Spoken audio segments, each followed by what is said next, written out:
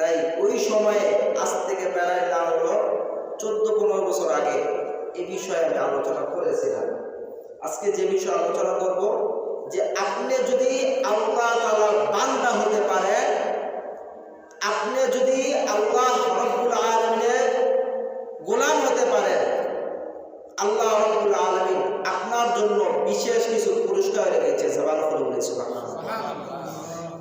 আমরা কার বান্দা? সবাই কথা বলি, আমরা কার বান্দা? আল্লাহর বান্দা। যে ব্যক্তি আল্লাহর প্রতি ঈমান আনল, সেও কিন্তু আল্লাহর সৃষ্টি। কথা বলে ঠিক কিনা? আবার যে আল্লাহর প্রতি ঈমান আনল না, আল্লাহ রাব্বুল আলামিনের নাফরমানি করল, আল্লাহ তাআলার অবাধ্য হল, আল্লাহ তাআলার বিরুদ্ধে অবস্থান নিয়ে কথা বলল, কাজ করল, এমন ব্যক্তিটাকেও সৃষ্টি করেছেন কে? আল্লাহ। কথা বলে আল্লাহ তাআলা সৃষ্টি করেছেন। সন্দেহ আছে কারো কোনো? যে ডাকে তাকেও আল্লাহ সৃষ্টি করেছেন, যে ডাকে না তাকেও আল্লাহ সৃষ্টি করেছেন। কথা বলে ঠিক কিনা? এই কথার উপর তো সবাই একমত। কথা বলে শুধু তাই না, যে ব্যক্তিটা আল্লাহ তাআলাকে ডাকে তার রিজিকের ব্যবস্থা করেছেন আল্লাহ।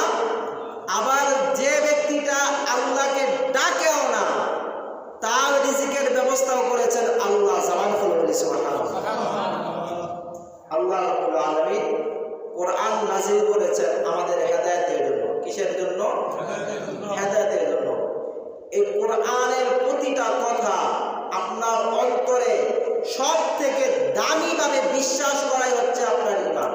সব থেকে দামি ভাবে বিশ্বাস করাই মানে কোনো প্রশ্ন চলবে না, কোনো কথা চলবে না, কোনো সন্দেহ চলবে না, একেবারে একভাবে এই কোরআনের কথাটা বিশ্বাস করে নেবেন, সেভাবে মানবেন, চলবেন। আল্লাহ রাব্বুল আলামিন আপনার জীবনকে সুন্দর করবে। জবান খুলে বলি সুবহানাল্লাহ। এই কোরআনের একটা কথাও মিথ্যা না। কথা বলে ঠিক কিনা? কোরআনের একটা কথাও মিথ্যা, অমূলক, অহেতুক, অযথা এমন কোনো কিছু আছে? কথা বলে কোরআনের প্রত্যেকটা কথা পুঙ্খানুপুঙ্খানুভাবে সত্য। জবান খুলে বলি সুবহানাল্লাহ। আল্লাহ রাব্বুল আলামিনের একটি নাম হচ্ছে রাজ্জাক। জবান খুলে বলি সুবহানাল্লাহ। আল্লাহ তাআলার একটি নাম কি? রাজ্জাক, মানে রিজিক দাতা। রিজিক দাতা, রিজিক দাতা। আমরা